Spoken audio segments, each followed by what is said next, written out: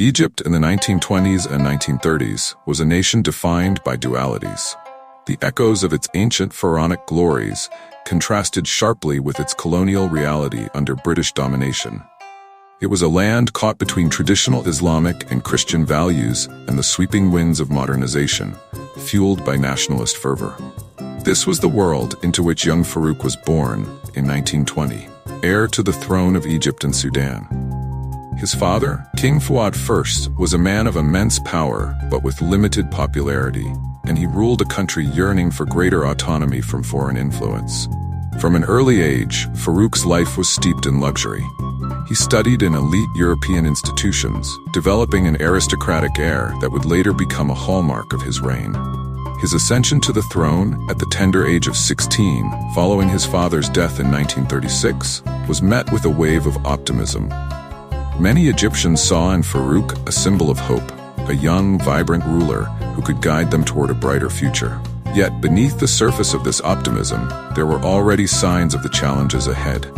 Farouk's lack of preparation for kingship, coupled with his youthful recklessness, would soon clash with the immense responsibilities thrust upon him. While Farouk ascended the throne, another life was being shaped in parallel.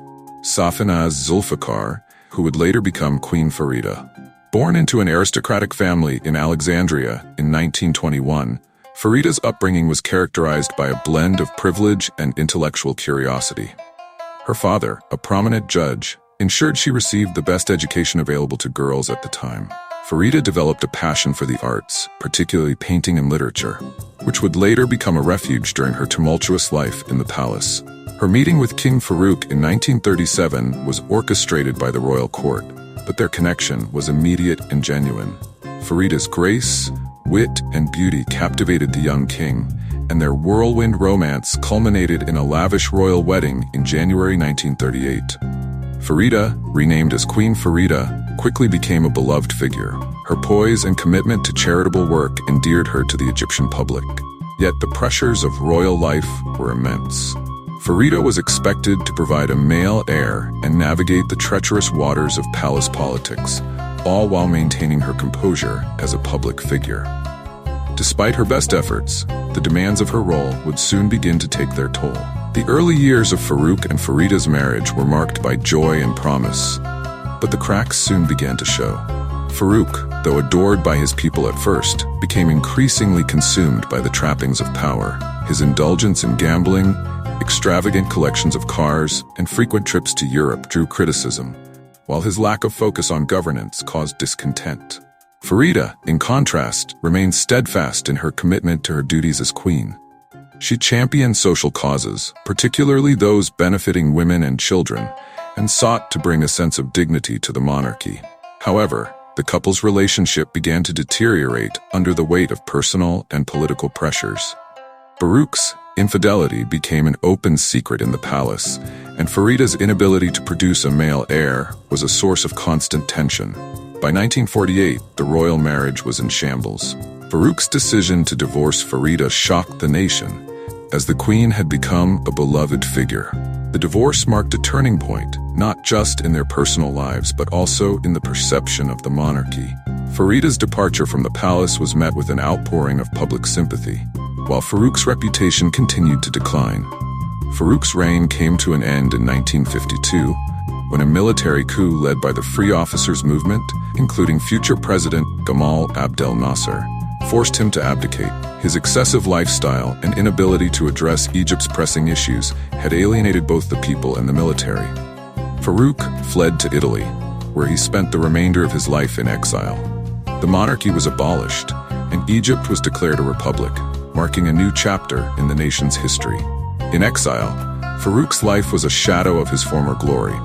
He lived in relative obscurity, surrounded by remnants of his once grand collections and memories of a lost kingdom. His health deteriorated due to his extravagant eating habits, and he passed away in 1965. Farouk's downfall serves as a cautionary tale about the perils of power without responsibility. After her divorce, Farida dedicated herself to her art and her children.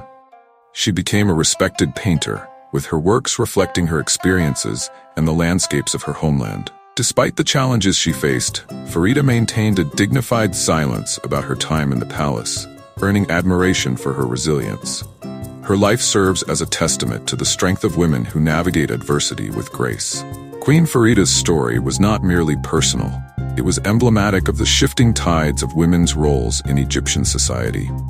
At a time when women were primarily confined to domestic roles, Farida's prominence as a public figure and advocate for social reform challenged societal norms. Even after her departure from the palace, she remained an enduring symbol of strength and grace. Her charitable work, particularly with children and women, inspired many to reconsider the potential of women as active contributors to societal progress. Farida's decision to turn to art as a means of self-expression was a bold act of defiance in itself. In a patriarchal society, where women were often expected to fade into obscurity after significant personal setbacks, Farida used her creative voice to carve out a new identity. Her paintings often depicted themes of freedom and resilience, mirroring her own life's journey. Through her art, she not only found healing, but also conveyed a message of hope to others. Her relationship with her children, too, was a cornerstone of her post-royal life. As a mother, she nurtured them with the wisdom born from her experiences, instilling in them the values of humility and perseverance. Farida's legacy is not just one of survival, but of transformation.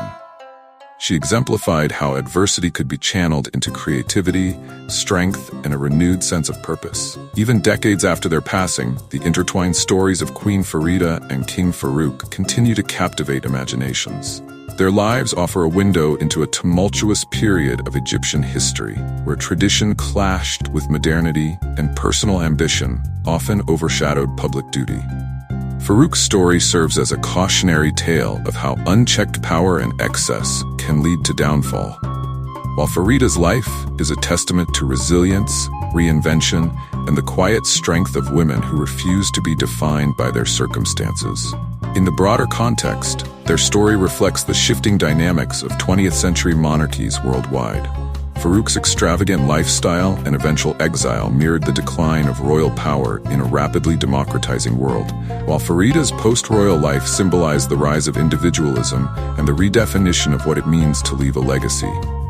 Their tale is not just about personal drama, but also about the enduring themes of love, power, betrayal, and redemption. From the glittering palaces of Cairo to the quiet art studios of Farida's later years, their story is one of contrasts, of what was lost and what was found. And though they lived in the public eye, the true essence of their lives lies in the intimate moments that history often overlooks. Today, their legacy lives on, not just in the annals of history, but in the hearts of those who see in their story a reflection of humanity's complexities. The lessons of their lives remain as relevant as ever, a reminder of the fragility of power and the enduring strength of character.